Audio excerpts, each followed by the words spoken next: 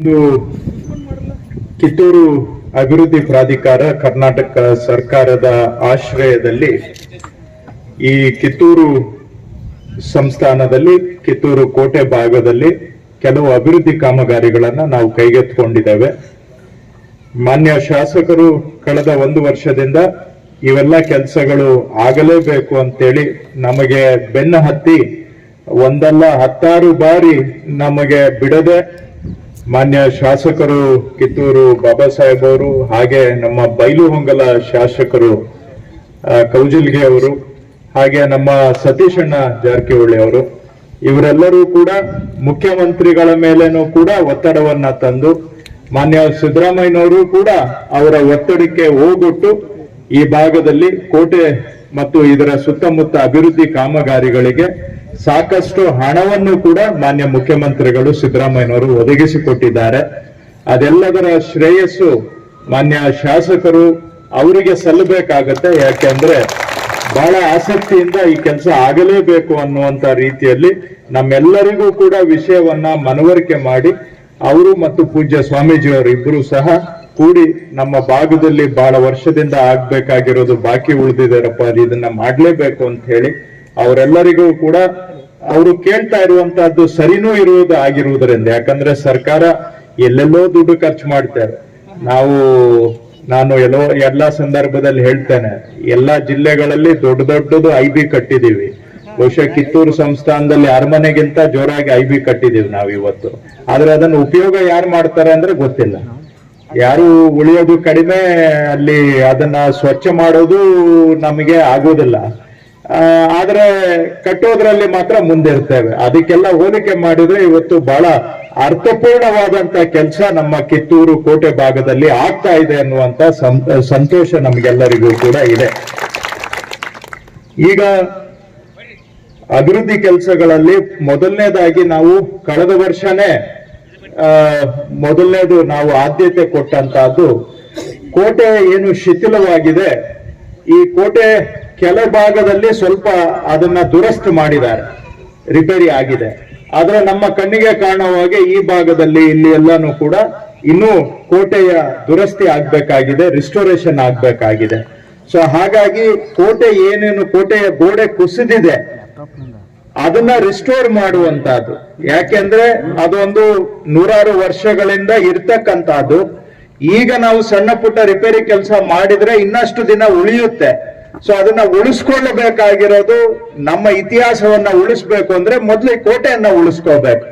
ಹಾಗಾಗಿ ಕೋಟೆಯನ್ನ ಉಳಿಸೋದಿಕ್ಕೆ ಎಲ್ಲೆಲ್ಲಿ ಗೋಡೆ ಕುಸಿದಿದೆ ಅದನ್ನ ಅದೇ ರೀತಿಯ ಕಲ್ಲನ್ನ ಉಪಯೋಗಿಸಿ ಆ ಗೋಡೆಯನ್ನ ರಿಪೇರಿ ಮಾಡಿ, ಇದು ಕೋಟೆ ಅಂದ್ರೆ 2 ಗೋಡೆ ಇದೆ, ಈಚೆ ಕಡೆಗೊಂದು ಆಚೆ ಕಡೆಗೊಂದು. ಸೊ 2 ಕಡೆನೂ ಎಲ್ಲೆಲ್ಲಿ ಹಾಳಾಗಿದೆ ಅದನ್ನ ರಿಪೇರಿ ಮಾಡಿ ಅದರ ಮಧ್ಯಕ್ಕೆ ಮಣ್ಣನ್ನ ಭರ್ತಿ ಮಾಡಿ ಹಳೆ ಶೈಲಿಯಲ್ಲೇನೆ ಕೋಟೆಯನ್ನ ರಿಪೇರಿ ಮಾಡ್ತಕ್ಕಂತ ಅದಕ್ಕೆ ವಿಶೇಷವಾದಂತ ಆದ್ಯತೆಯನ್ನ ನಾವು ಕೊಟ್ಟಿದ್ದೇವೆ.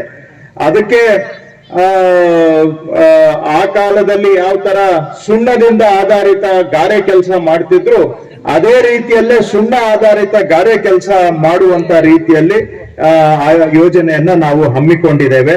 ಹಾಗೆ ಕೋಟೆದು ದ್ವಾರ ಬಾಗಿಲದು ಸಹ ದುರಸ್ತಿ ಮಾಡಿ ಅದನ್ನ ರಿಸ್ಟೋರ್ ಮಾಡುವಂತ ಕಾಮಗಾರಿಯನ್ನು ಕೂಡ ಇದರಲ್ಲಿ ನಾವು ಸೇರಿಸಿಕೊಂಡಿದ್ದೇವೆ. ಹೀಗೆ ಕೋಟೆಯನ್ನ ಭದ್ರ ಮಾಡ್ಲಿಕ್ಕೆ ಅತಿ ಅವಶ್ಯಕವಾಗಿರ್ತಕ್ಕಂಥ ಕಾಮಗಾರಿಗಳು ಏನೆಲ್ಲ ಇದಾವೆ ಅದನ್ನ ಮಾಡೋದಕ್ಕೆ ಸುಮಾರು ನಾವು ಒಂದು 12 ಕೋಟಿ ರೂಪಾಯಿ ಹಣವನ್ನ ಮಂಜೂರು ಮಾಡಿ ಇವತ್ತು ಅದಕ್ಕೆ ಗುದ್ಲಿ ಪೂಜೆಯನ್ನ ಮಾಡಿದ್ದೇವೆ. ಸೊ ಬರೀ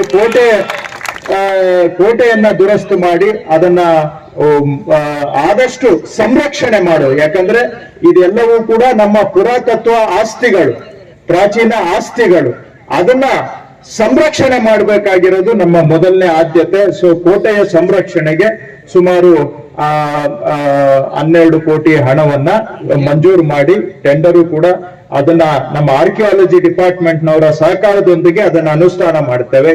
ಈಗ ಏನು ಅವಶೇಷಗಳು ಉಳಿದಿದೆ ಅದು ಮತ್ತಷ್ಟು ಶಿಥಿಲ ಆಗಬಾರದು.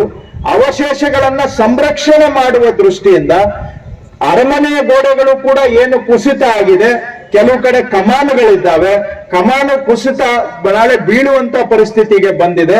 ಸೊ ಹಾಗಾಗಿ ಅರಮನೆ ಸಂರಕ್ಷಣೆ ಅರಮನೆಯ ಅವಶೇಷಗಳ ಸಂರಕ್ಷಣೆಯನ್ನು ಕೂಡ 2.5 ಕೋಟಿ ರೂಪಾಯಿ ವೆಚ್ಚದಲ್ಲಿ ಕೈಗೆತ್ತಿಕೊಂಡಿದ್ದೇವೆ. ಅದಕ್ಕೂ ಕೂಡ ಇವತ್ತು ನಾವು ಗುದ್ಲಿ ಪೂಜೆಯನ್ನ ಮಾಡಿದ್ದೇವೆ.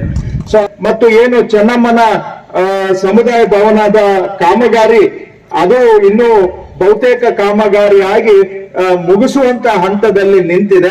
ಅದಕ್ಕೂ ಒಂದು 3 ಕೋಟಿ ರೂಪಾಯಿ ಹಣವನ್ನ ಒದಗಿಸಿಕೊಟ್ಟಿದ್ದೇವೆ. ಸೊ ಇವೆಲ್ಲ ಸುಮಾರು 18 ಕೋಟಿ ರೂಪಾಯಿ ವೆಚ್ಚದ ಕಾಮಗಾರಿಗಳಿಗೆ ನಾವು ಇವತ್ತು ಅಧಿಕೃತವಾಗಿ ಇಲ್ಲಿ ಚಾಲನೆಯನ್ನ ಕೊಟ್ಟಿದ್ದೇವೆ. ಕಿತ್ತೂರು ಅಭಿವೃದ್ಧಿ ಪ್ರಾಧಿಕಾರದ ವತಿಯಿಂದ ಇವತ್ತು 18 ಕೋಟಿ ರೂಪಾಯಿನ ಕಾಮಗಾರಿಗಳು, ಅಭಿವೃದ್ಧಿ ಕೆಲಸ, ಇದನ್ನೆಲ್ಲ ಸಂರಕ್ಷಣೆಗೆ ಇವತ್ತು ನಾವು ಗುದ್ಲಿ ಪೂಜೆಯನ್ನ ನೆರವೇರಿಸಿದ್ದೇವೆ. ಇದರ ಜೊತೆಗೆ ಮಾನ್ಯ ಶಾಸಕರು ಸತೀಶ್ ಅಣ್ಣ ಅವರು, ನಮ್ಮ ಕೌಜಲ್ಗಿ ಮಾಂತೇಶ್ ಅವರು, ಇವರೆಲ್ಲ ಹೋಗಿ ಮಾನ್ಯ ಮುಖ್ಯಮಂತ್ರಿಗಳಿಗೂ ಕೂಡ ಭೇಟಿ ಮಾಡಿ, ನಾನು ಕೂಡ ಅವ್ರ ಪರವಾಗಿ ಮಾನ್ಯ ಮುಖ್ಯಮಂತ್ರಿಗಳಿಗೆ ಭೇಟಿ ಮಾಡಿ ರಿಕ್ವೆಸ್ಟ್ ಮಾಡ್ಕೊಂಡ್ಮೇಲೆ ಮುಖ್ಯಮಂತ್ರಿಗಳು ಸಹ ಮುಂದುವರೆದ ಕಾಮಗಾರಿಗಳಿಗೂ ನಮಗೆ ಅನುದಾನವನ್ನ ಒದಗಿಸಿಕೊಟ್ಟಿದ್ದಾರೆ. ಅದರಲ್ಲಿ ನಮ್ಮ ಕಲ್ಪನೆ ಏನಿದೆ, ಶಾಸಕರದು ಕಲ್ಪನೆ, ಈ ಉತ್ತರ ಕರ್ನಾಟಕ ಭಾಗದಲ್ಲಿ ಈ ಕಿತ್ತೂರು ಕೋಟೆಯನ್ನ ಒಂದು ದೊಡ್ಡ ಪ್ರವಾಸಿ ತಾಣವಾಗಿ ನಾವು ಅಭಿವೃದ್ಧಿ ಪಡಿಸಬೇಕು ಅನ್ನುವಂತಹದ್ದು ನಮ್ಮ ಇಚ್ಛೆ ಇದೆ. ಸೊ ಹಾಗಾಗಿ ಇದು ಒಂದು ಕಡೆ ಇತಿಹಾಸ, ಇದು ಪುರಾತನ ವಿಷಯಗಳು, ಕೆಲವರಿಗೆ ಇದು ಆಸಕ್ತಿ ಬರುತ್ತೆ. ಆದ್ರೆ ಇನ್ ಕೆಲವರಿಗೆ ಏನಾದ್ರೂ ಒಂದು ಇಲ್ಲಿಗೆ ಬರ್ಬೇಕು ಅಂತಂದ್ರೆ ಏನಾದ್ರೂ ಒಂದು ನೋಡೋ ಹಾಗೆ ಇರಬೇಕು.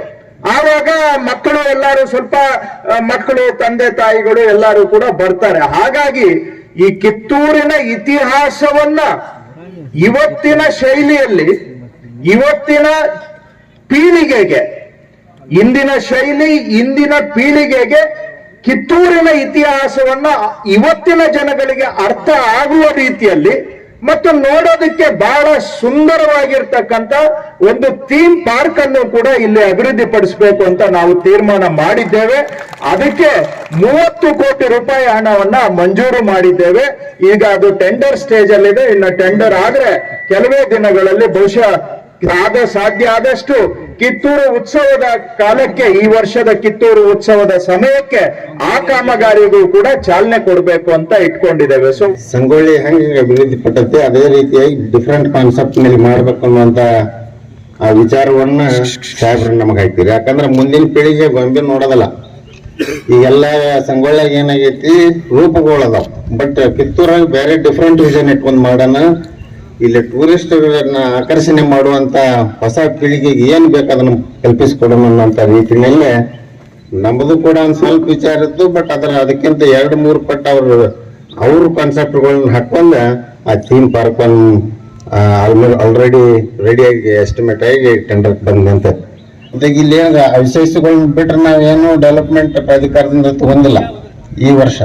ಮತ್ತೆ ಅದನ್ನ PWD ಅವ್ರನ್ನ ಇಲ್ಲಿ ಮಾಡ್ತಾನೆ ಪ್ರಾಧಿಕಾರ ವತಿಯಿಂದ ನಿಮ್ಮ ಅಧ್ಯಕ್ಷರನ್ನ ಕರ್ಕೊಂಡು ಕೋಟೆ ಸುಧಾರಣೆ ಮಾಡ್ಕೊಂಡು ಅಂತ ಹೇಳ್ತಾ ಬಹುತೇಕ ನಮ್ಮ ಜಿಲ್ಲಾ ಮಂತ್ರಿಗಳು ಕೂಡ ಕುಂತ ಅವ್ರ ಅಡ್ವೈಸ್ ಪ್ರಕಾರ ಮಾಡಿದೆವು. ಇದ್ರ ಜೊತೆ ಎಲ್ಲ ಸೇರಿ ಮುಖ್ಯಮಂತ್ರಿಗಳು ಕನ್ವಿನ್ಸ್ ಮಾಡೋದು ದೊಡ್ಡದಿರ್ತದೆ. ಬಹುತೇಕ ನಾವೇನು ಒಮ್ಮೆ ಹೋಗಿದ್ದೆವು, ಅವರ ಕನ್ವಿನ್ಸ್ ಮಾಡಿದಾರ ಅವ್ರನ್ನ. ಯಾಕಂದ್ರೆ ಆ credit should go to them.